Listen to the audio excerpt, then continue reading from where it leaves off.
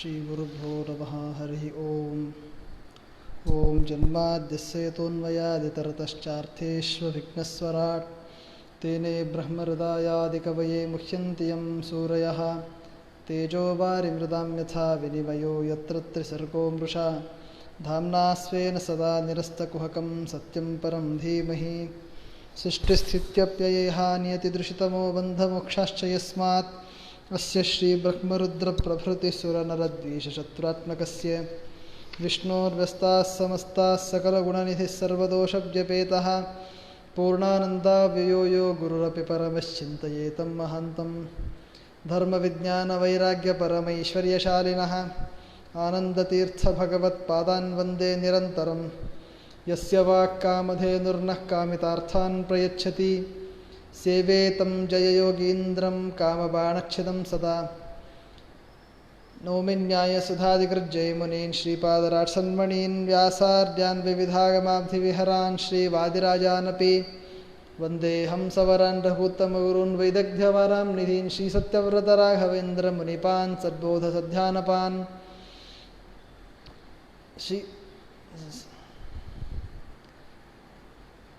सत्याभिघ्नकराब्जोत्थान् पञ्चाशद्वर्षपूजकान् सत्यप्रमोदतीर्थार्यान् नौमि न्यायसुधारतान् शास्त्रेषु पारदर्श्वानं शास्त्रज्ञेषु च वत्सलं दीनभक्तोद्धारकरं सत्यात्मानं यतिं भजे। विद्यापीठविधातारं विद्यावारिधिचन्दिरं विद्यार्थिवत्सलं वन्दे महामहिमसद्गुरुं यैरहं शुकवत् सम्यक् शिक्षितोऽस्मि कृपालुभिः तान् वन्दे ज्ञानपञ्चास्यान् धेनुपाचार्यसेवकान् आपादमौलिपर्यन्तं गुरूणामाकृतिं स्मरेत् तेन विघ्नाः प्रणश्यन्ति सिद्ध्यन्ति च मनोरथाः। श्रीगुरुभ्यो नमः। हरिः ओम्।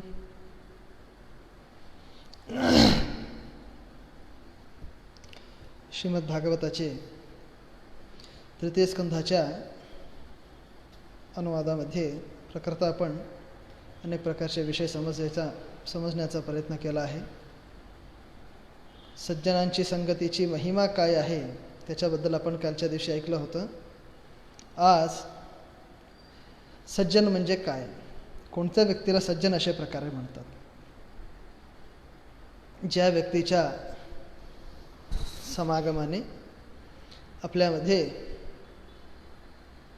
आध्यात्मिक निष्ठा वाढू शकते, अनेक प्रकारची गुणवत्ता वाढू शकते, अशा प्रकारचे सज्जनाची संगती म्हणजे काय, कोणत्या व्यक्तीला सज्जन अशा प्रकारे म्हणतात, साधू अशा प्रकारे म्हणतात, ह्याच्याबद्दल समजून घ्यायचं आहे. तर त्याच्यासाठी कपिल नामक परमात्मा सज्जनांचे लक्षण सांगत आहे. तितिक्षवः कारुणिकाः सुहृदः सर्वदेहिनां अजातशत्रवः शान्ताः साधवः साधुभूषणाः. तितिक्षा नावाचं एक गुण आहे. तितिक्षा नावाचं एक गुण आहे. तितिक्षा म्हणजे सहनशीलता. सहनशीलताला तितिक्षा अशा प्रकारे म्हणतात. तर ही जी सहनशीलता नावाची जी गोष्ट आहे, ही सहनशीलता प्रत्येका व्यक्तीमध्ये असते. पण कोणत्या विषयामध्ये सहनशीलता असते प्रत्येका व्यक्तींना, म्हणजे काय होतं, म्हणजे आता आपल्यापेक्षा लहान असलेल्या एखाद्या व्यक्तीने जर आपल्या विषयामध्ये काहीतरी समस्या उद्भवण्यासारखं करून दिलं, म्हणजे आपल्याला समस्या झाली त्यांच्यापासून, तर त्यावेळेस आपण सहन करत नाही. आपल्यापेक्षा लहानांनी आपल्यावर काहीतरी एखाद्या प्रकारची नको असलेले कामं जर केलं तर त्यावेळेस आपण त्याला सहन करत नाही. तर लहानांनी केलेलंच सहन करत नाही म्हटल्यानंतर मग विचार करण्यासारखी गोष्ट आहे. सहनशीलता त्या व्यक्तीमध्ये नाही. मोठ्याने केलं तर त्याला पण सहन करायला पाहिजे. मोठ्याने केलेल्या कार्यांना जर आपण सहन केलं तर त्याच्यापासून आपल्याला पुण्य आहे. त्या कारणाने आपण त्याला सहन करायला पाहिजे आहे. हे जे आपल्यापेक्षा मोठ्यांनी केलेले जे अपराध आहेत, आपल्याला शिव्या दिले, अथवा आपल्यावर कोणत्या तरी एखाद्या छोट्याशा कारणामुळे थोडे रुसावले अथवा आपल्या विषयामध्ये त्यांनी काहीतरी नको असलेलं काहीतरी केलं, तर हे जे गोष्टी आहेत अशा प्रकारच्या गोष्टींना सहन करणं ह्याला तितिक्षा म्हणतात. तितिक्षा म्हणजे सर्व प्रकारचे अपराधाचे सहन करणे ह्याला तितिक्षा अशा प्रकारे म्हणतात. ह्या कारणाने हे जे तितिक्षा आहे, तितिक्षा ज्या व्यक्तीला आहे अशा प्रकारच्या व्यक्तीला तितिक्षू म्हणतात. तितिक्षू म्हणजे सहनशील असलेला व्यक्ती. तितिक्षू म्हणजे सहनशील असलेला व्यक्ती, योग्य रीतीने जो सर्व काही सहन करून घेऊ शकतो अशा प्रकारच्या व्यक्तीला तितिक्षू म्हणतात. आणि कारुणिकाः दुसरा शब्द आहे. सज्जनांचे लक्षण सांगत असताना सगळ्यात अगोदर सांगितलं की तितिक्षू, आणि दुसरं म्हणजे कारुणिकाः. कारुणिक ह्या शब्दाचा अर्थ आहे जे आपल्यापेक्षा लहान आहेत अशा प्रकारच्या व्यक्तींवर करुणा करणारे, दया करणारे जे व्यक्ती असतात अशा प्रकारच्या व्यक्तींना कारुणिक अशा प्रकारे म्हणतात. हे दया जेवढी असायला पाहिजे तेवढी असायलाच पाहिजे, जिथे नको आहे तिथे त्याला सोडून द्यायला पाहिजे अशा प्रकारे असायला पाहिजे. म्हणजे काय होतं, म्हणजे दया अशा प्रकारचा कॉन्सेप्ट ज्यावेळेस येतो त्यावेळेस साधारणपणे जिथे दया यायला पाहिजे तिथे येत नाही, जिथे यायला नको तशा जागेवर पण येते. फारच शांत असलेला व्यक्ती असला, सात्विक प्रकृतीचा जर व्यक्ती असला, तर अशा प्रकारच्या व्यक्तीची दया कशी असते, म्हणजे जर तो स्नानाला जात असताना त्याला एखादा विंचू त्या पाण्यामध्ये बुडत असलेला दिसला तर तो व्यक्ती त्या विंचवाला उचलून बाहेर टाकण्याचा प्रयत्न करतो. टाकत असताना तो विंचू जर चावला म्हणून त्याला तुडवून मारून टाकत नाही, त्याला परत एकदा उचलून बाहेर टाकण्याचा प्रयत्न करतो. हे अत्यंत साधुशीलता आहे, कारुणिकता आहे, करुणाशीलता आहे. अशा प्रकारची करुणाशीलता काहीकडे कामाला येते, काहीकडे कामाला येत नाही. कारण काय, अशा प्रकारचे करुणाशीलतेचा दुष्प्रभाव म्हणजे लाभ काही लोक घेतात, ॲडव्हान्टेज घेऊन आपल्यावरच कितीतरी कष्ट येण्यासारखं करत असतात. ह्या कारणाने जिथे करुणा अपेक्षित असते तिथे करुणा आपण करायला पाहिजे. जिथे करुणा सर्वथा करायची नाही अशा जागेवर करुणा करायची नसते. ह्या कारणाने कारुणिकाः. सुहृद सर्वदेहिनां.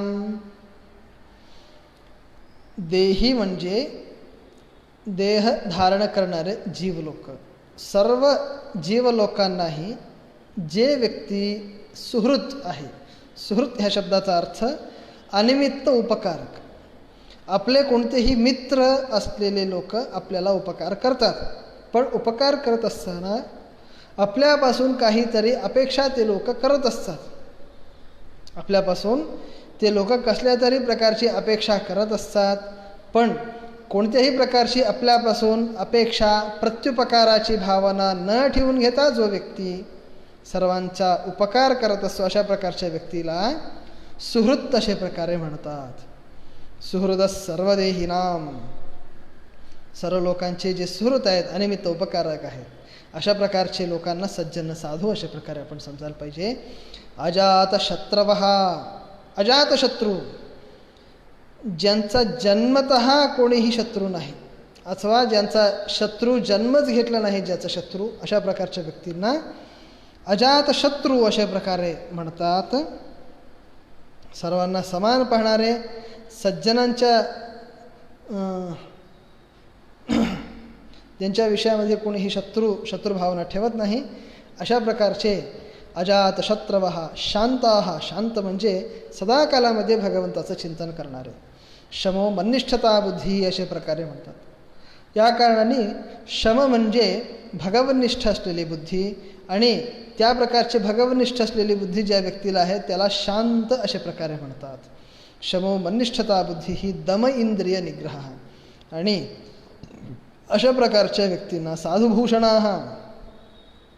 चांगले कर्म जे करत असतात अशा प्रकारच्या व्यक्तींना सज्जन अशा प्रकारे आपण मानायला पाहिजे आहे.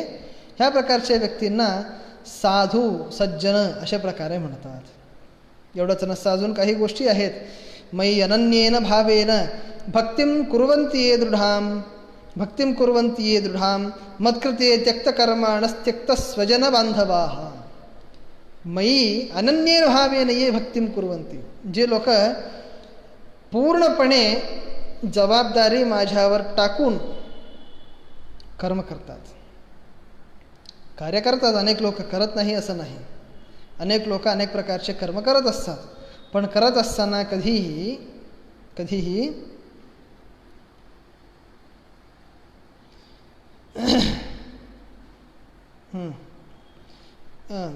भगवंताच्या विषयामध्ये भक्ती करतात, अनन्य भावनेने करायची. आपण भक्ती करतो, करत नाही असं नाही, पण इतर लोकांवर अवलंबून अजून 4 लोकांवर विश्वास ठेवून त्यांच्या समेत आपण भगवंताच्या विषयामध्ये भक्ती करत असतो. पण भगवंताने सांगितलं मयि अनन्येन भावेन भक्तिं कुर्वन्ति ये दृढाम. जे लोक अत्यंत दृढ असलेली भक्ती माझ्या विषयामध्ये करत असतात, अशा प्रकारच्या व्यक्तींना सज्जन अशा प्रकारे मानायला पाहिजे. अशा प्रकारच्या व्यक्तींना सज्जन अशा प्रकारे मानायला पाहिजे. आपण भगवंताला सोडून अन्यांचे पण भजन करत असतो, अशा प्रकारच्या व्यक्तींना अन्य भजन करणारा व्यक्ती म्हणतात. पण असं न करता जो व्यक्ती इतरांबरोबर इतरांच्या पेक्षा सर्वोत्तम आहे भगवंता विष्णू परमात्मा, अशा प्रकारे चिंतन करून जे भगवंताला शरणागत होत असतात, अशा प्रकारच्या व्यक्तींना काय म्हणतात, तेच अनन्य भावनेने भक्ती करणं अशा प्रकारे म्हणतात. अनन्य भावनेने भक्ती करणं म्हणजे तू सोडून दुसरा कोणीही मला शरण नाही, अशा प्रकारे जो व्यक्ती विचार करत भक्ती करतो, अशा प्रकारच्या व्यक्तींना अनन्य भक्त अशा प्रकारे म्हणतात. मयि अनन्येन भावेन भक्तिं कुर्वन्ति ये दृढां मत्कृते त्यक्तकर्माणस्त्यक्तस्वजन बांधवाः.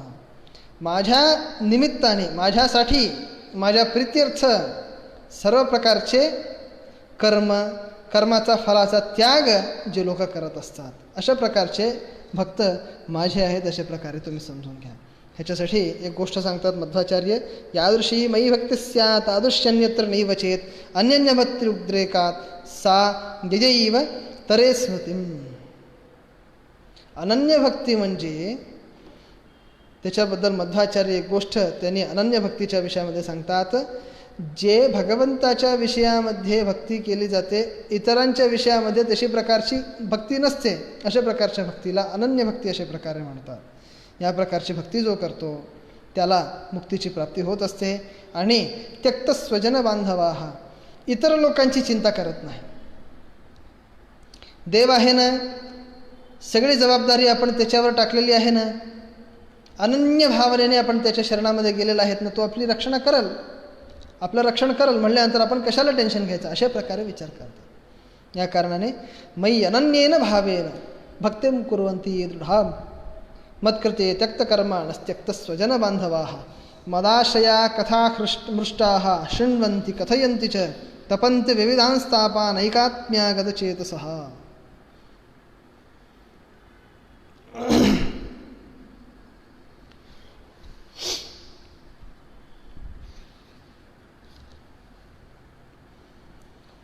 माझ्या विषयामध्ये जे लोक, माझे कथाचे श्रवण जे लोक करत असतात आणि माझे कथा अत्यंत हर्षभरित होऊन इतरांच्या समोर सांगत असतात, ऐकत असताना अत्यंत संतोषपूर्वक ऐकायचं, इतरांना सांगत असताना सुद्धा, त्याचं कथन करत असताना सुद्धा अत्यंत आनंदपूर्वक जे लोक करतात, अशा प्रकारच्या व्यक्तींना सज्जन अशा प्रकारे म्हणायला पाहिजे. तपन्ति विविधांस्तापान् ऐकात्म्यागत चेतसः. ऐकात्म्य ह्या शब्दाचा अर्थ सांगतात, एकः पूर्णो हरिर्नान्यस्तदन्ये यत्तद्वशा मताः. पूर्णपणे गुणवंत असलेला एखादा व्यक्ती म्हणजे तो म्हणजे श्रीहरी, तो सोडून इतर कोणीही नाही. अशा प्रकारचा जो श्रीहरी आहे, अशा प्रकारचा श्रीहरी तो एकटाच आहे, तर अतिरिक्त दुसरा कोणीही व्यक्ती नाही. इतर सर्व पदार्थ आणि सर्व व्यक्तीही भगवंताचे अधीन आहेत, अशा प्रकारची भावना ठेवून घेऊन जे लोक भगवंताची भक्ती करतात, अशा प्रकारच्या भावनेला ऐकात्म्य असे म्हणतात. म्हणजे देव सोडून इतर कोणीही उत्तम असलेला व्यक्ती नाही, सर्व काही भगवंताच्या अधीन आहे, अशा प्रकारचे विचार जे लोक करतात, करता करता अनेक प्रकारचे तप आचरण करत असतात, अशा प्रकारच्या व्यक्तींना सज्जन अशा प्रकारे म्हणतात. या प्रकारची सज्जनता लोकांमध्ये असायला पाहिजे. ह्या प्रकारे भागवत आपल्याला म्हणजे संदेश देत आहे. साधारणपणे सज्जन म्हणजे एक 4 चांगले कामं केलं तर सज्जन होतो अशा प्रकारे म्हणतात, पण तशा प्रकारच्या सज्जनांना सज्जन म्हणायला येत नाही. किंतु इतरांचा उपकार करणं, करुणाशीलता, तपोनिष्ठता, भगवन्निष्ठता अशा प्रकारचे जे गुण ज्या व्यक्तीमध्ये आहेत, अशा प्रकारच्या व्यक्तींना सज्जन अशा प्रकारे मानायला पाहिजे. दुसरे कोणत्याही व्यक्तींना ते साधारणपणे नाममात्रेनं सज्जन होऊ शकतात अशा प्रकारे आपण समजून घ्यायला पाहिजे. त एते साधवः साध्वी सर्वसंग विवर्जिताः संगस्ते श्वतते प्रार्थ्यः संगदोषहर आहेत. अशा प्रकारचे जे लोक आहेत ह्यांच्याबरोबर आपण राहायला पाहिजे. ह्यांना दुष्ट असलेल्या कोणत्याही इतर वस्तूंचा प्रभाव ह्यांच्यावर होत नसतो, कधीही होत नाही. संगस्तेश्वतते प्रार्थ्यः, त्या व्यक्तींच्या बरोबर आपण राहावं अशा प्रकारची अपेक्षा करायला पाहिजे. कारण त्यांच्याबरोबर जर आपण राहिलं तर आपल्यामध्ये असलेले जे कोणते पण दुष्ट स्वभाव आहे ते सगळे काही निघून जातात. हे वस्तुस्थितीने अनुभवाला सर्वांना आलेली गोष्ट आहे. आपण जशा प्रकारच्या संगतीमध्ये असतो तशा प्रकारचे गुण आपल्यामध्ये येतात. दुष्ट संगतीमध्ये असलं दुर्गुण येतात, सत्संगतीमध्ये असलं सज्जनाचे गुण येतात. ह्या कारणाने तशा प्रकारचे संगती आपण प्राप्त करायला पाहिजे आहे.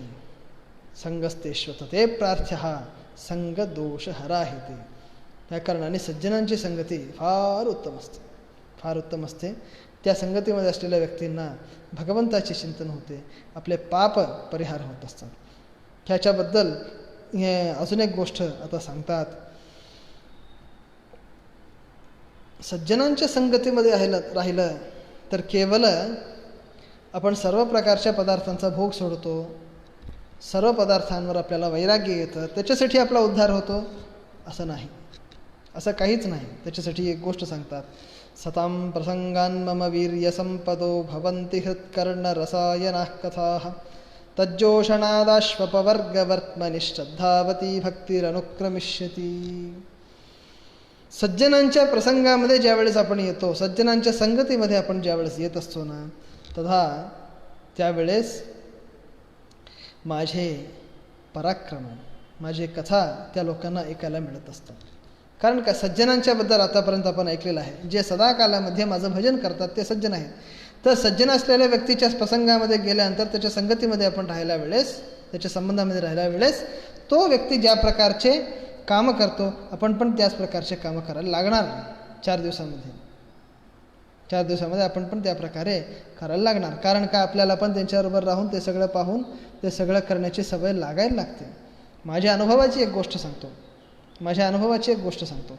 मी माझ्या घरी सुट्टीला ज्यावेळेस आमचे गुरुजी आम्हाला सोडत होते त्यावेळेस माझ्या घरी जायचे. माझे दोघेही भाऊ लहान असताना त्यांना थोडंसं बाहेरची ओढ होती. आता पण आहे तेवढं नाही, पण एक कंट्रोलमध्ये आहेत ते दोघंही. पण ते दोघंही स्कूलला जात असताना, कॉलेजला जात असताना सकाळी उठलं की पिक्चरचे गाणे लावायचे. पण ज्यावेळेस मी घरी जात होतो, घरी गेल्यानंतर ते कधीही पिक्चरचे गाणे हे ते लावत नव्हते. एवढंच नसता, मी घरी गेलं की सकाळी उठलं की देवाचे गाणे लावायचे. हरिभक्तिसार म्हणून अशा प्रकारचे एक फार मोठं गीत फार मोठं एक कृती कनकदासांनी त्याची रचना केली आहे. अशा प्रकारचे हे जे कनकदासांनी केलेली हरिभक्तिसार नावाची कृती आहे, ते गाणं म्हणलेलं एक रेकॉर्ड आहे माझ्याकडे. ते लावायचं रोजचं सकाळी.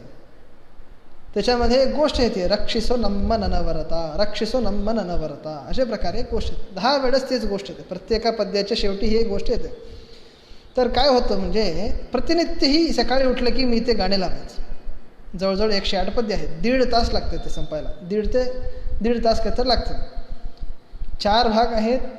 108 पद्य पूर्णपणे ते एकदा आवृत्ती व्हायला 1.5 तास लागायचा.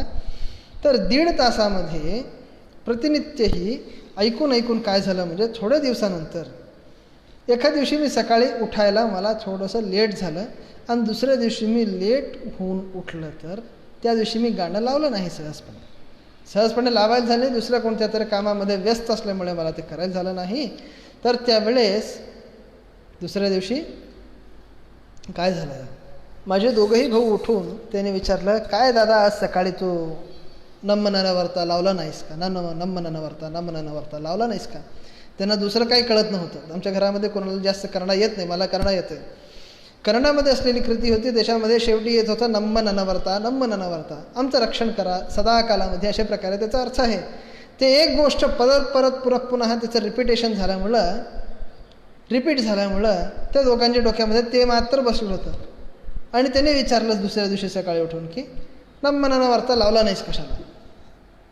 सहज विचारलं, त्याने आक्षेप केला नाही, सहजपणे विचारलं. सांगण्याचा अभिप्राय काय आहे हे सगळं त्यांनी विचारले. मी लावलं हे सगळं सांगण्याचा अभिप्राय काय होतं म्हणजे आपण कशा प्रकारच्या प्रसंगामध्ये राहतो ना, त्या प्रसंगाच्या अनुसारेनं आपल्याला सवयी लागायला सुरू होतात. सवयी लागतात आपल्याला. ह्या गोष्टीचा अनुभव मला आहे. आज पण मी माझ्या घरी गेल्या वेळेस सकाळच्या वेळेस हे 4 गाणे लावले ना, मी त्या घरातनं बाहेर दुसरीकडे गेल्यानंतर त्या लोकांना जर ती सवय लागलेली असली ना, तर ते लोक त्यांना थोडंसं घरामध्ये ह्या प्रसंगाच्या विषयामध्ये थोडंसं त्यांना काहीतरी विचित्र वाटतं, काहीतरी कमी वाटत आहे घरामध्ये, अशा प्रकारे त्यांना वाटायला लागतं. या प्रकारे होतं. ह्या कारणाने सताम प्रसंगान मम वीर्य संपदो. सज्जनांच्या प्रसंगामध्ये ज्यावेळेस आपण येतो त्यावेळेस आपल्याला भगवंताच्या विषयामध्ये भक्ती असू देत, ज्ञान असू देत, अशा प्रकारच्या वस्तूंच्या विषयामध्ये, आध्यात्मिक असलेल्या वस्तूंच्या विषयामध्ये आपल्याला आसक्ती यायला प्रारंभ होते, आसक्ती यायला सुरू होते. सज्जनांच्या संगतीमध्ये आपल्याला राहायचं असेल तर फार पुण्य करावं. पुण्य असलं तरच आपल्याला सज्जनाची संगती प्राप्त होते, नाही तर नाही.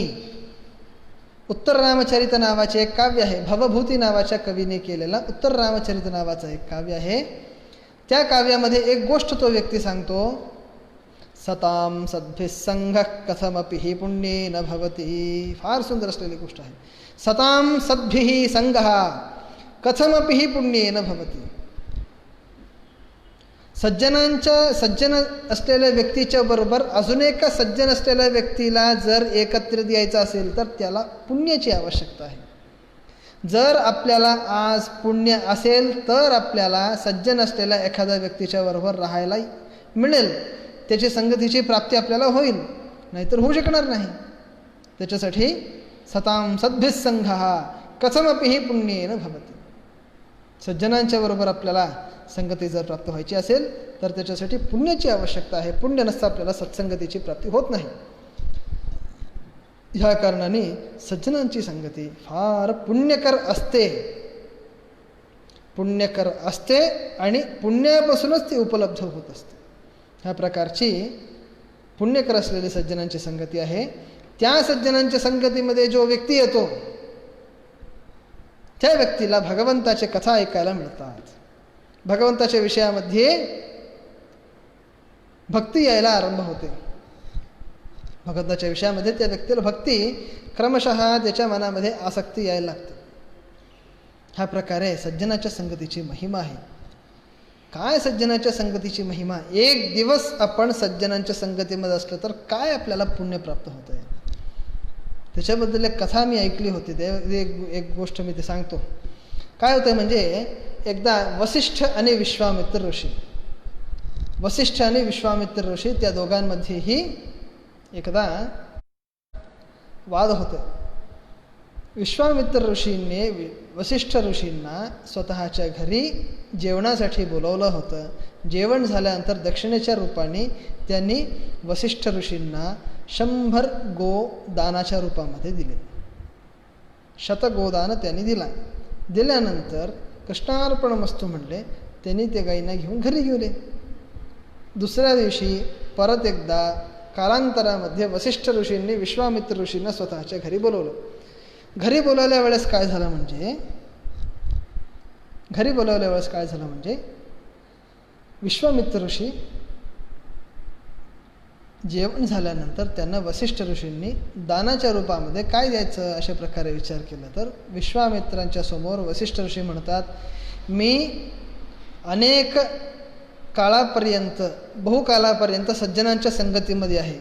तर सज्जनाच्या संगतीमध्ये असताना जे मी सज्जनाच्या संगतीमध्ये एक दिवस काढलेला आहे, एक दिवस मी सज्जनांच्या संगतीमध्ये असताना जे पुण्य मला प्राप्त झालेलं आहे ते पुण्य मी तुम्हाला दानाच्या रूपामध्ये देतो, अशा प्रकारे वसिष्ठ महर्षी म्हणतात.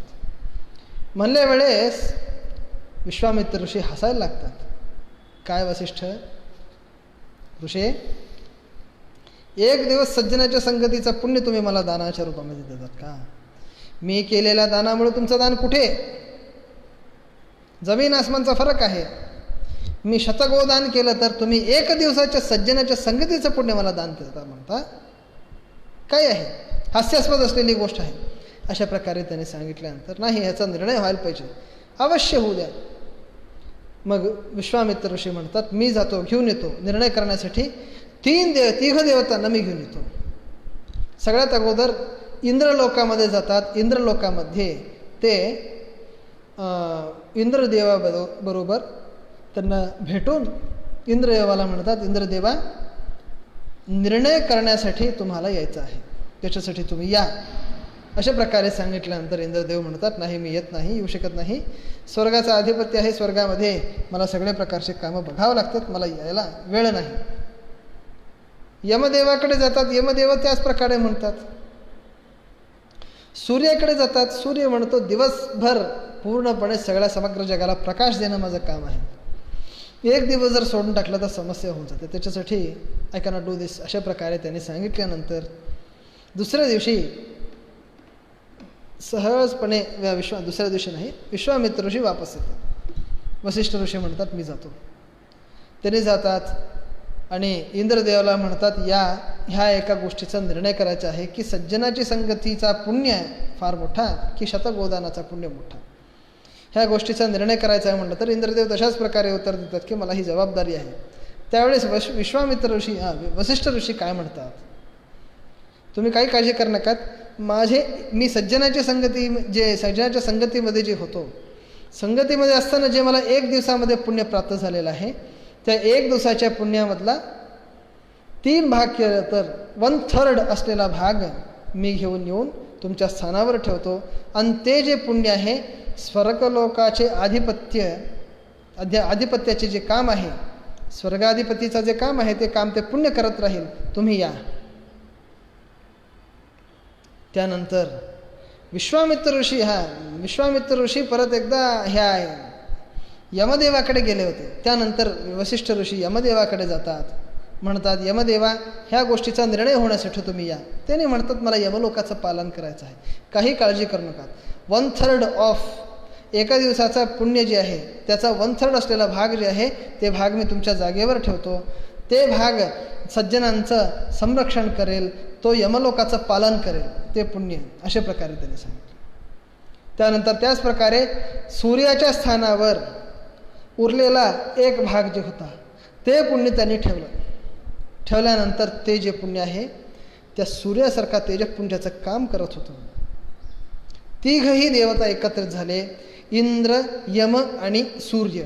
ह्या तिघांच्या समोर तिघांनीही गोष्ट सांगितली की सज्जनाच्या संगतीपासून ज्या प्रकारचे पुण्य प्राप्त होते, त्या पुण्याच्या समोर शतगोदानाचं पुण्य कुठे पण कोणत्याही कोपऱ्याला लागत नाही.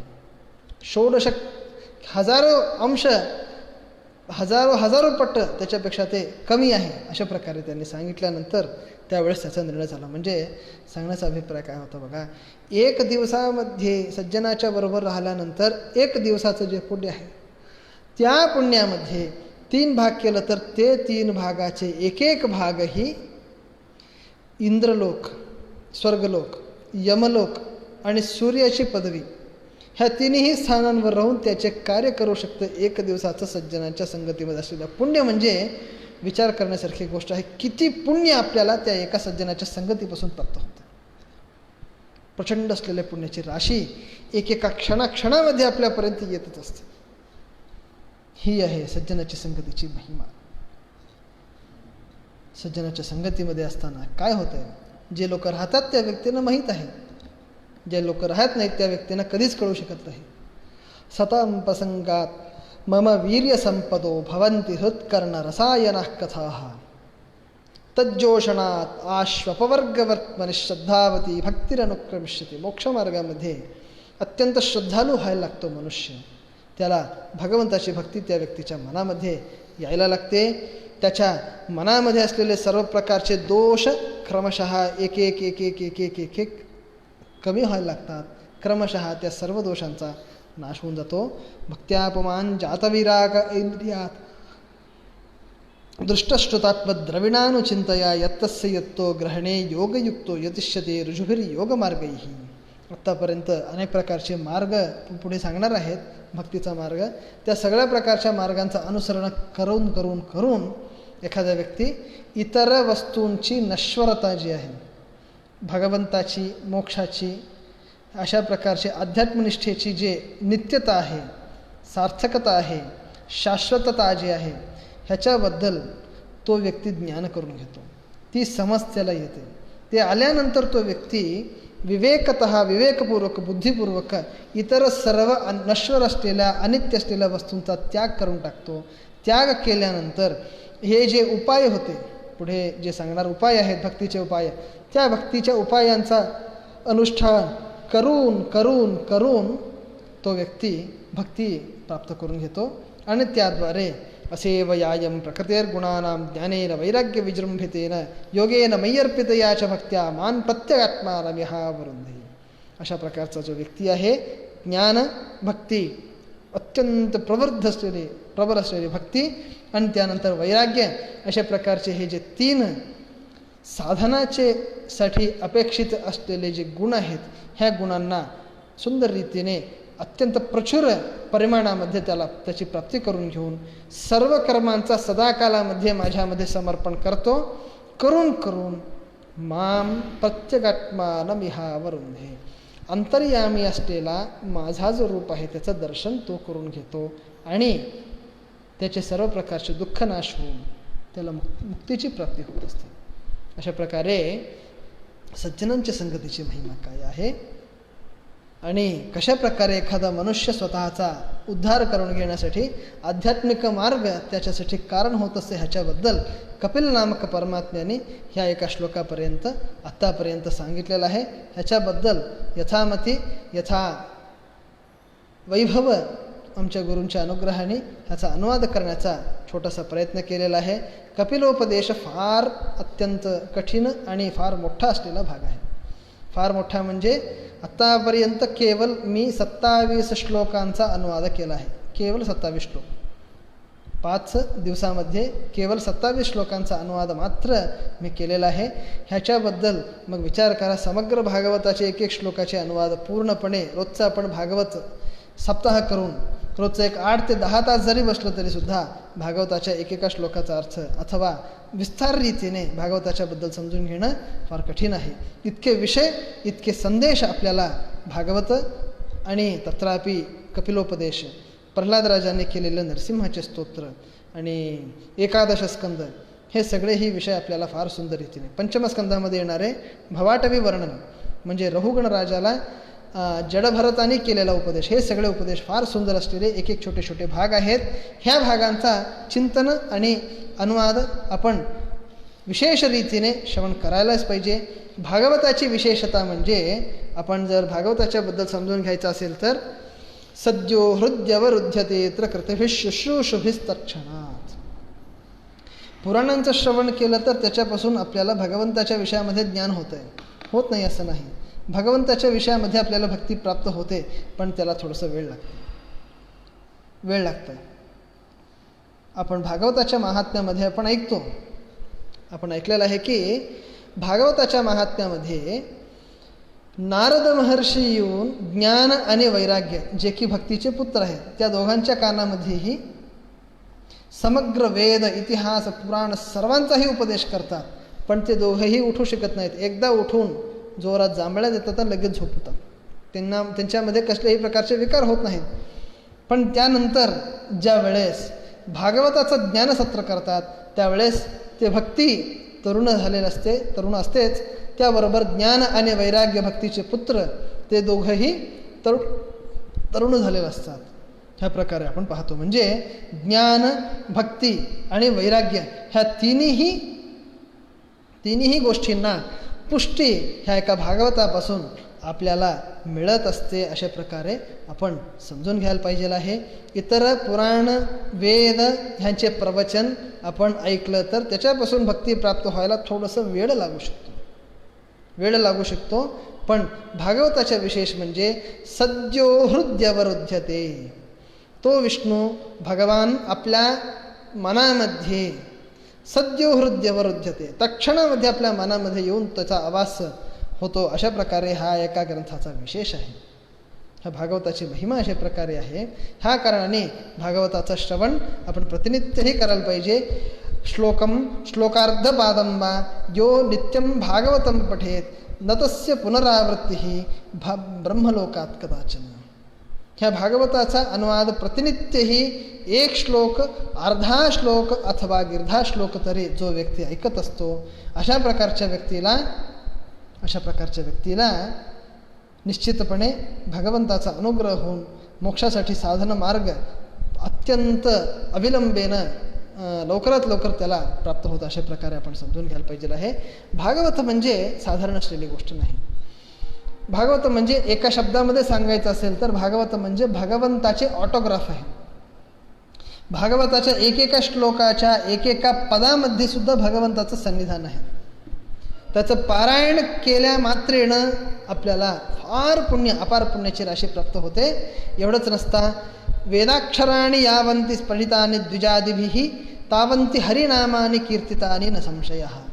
वेदांचे एकेका अक्षराचं पठन आपण केलं तर एकेका अक्षराने प्रतिपाद्य असलेले भगवंताचे स्मरण केला एवढं पुण्य आहे. अशा प्रकारे सांगतात.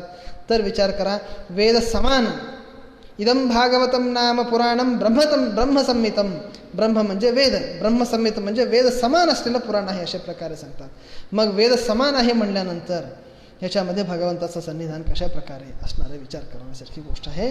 इतकं अत्यंत भगवंताच्या एकेका अक्षरामध्ये पण ज्या भगवंताचं सन्निधान आहे अशा प्रकारचे अत्यंत उत्कृष्ट असलेले एक भगवंताची प्रतिमा म्हणजे भागवत, वाङ्मय असलेली प्रतिमा.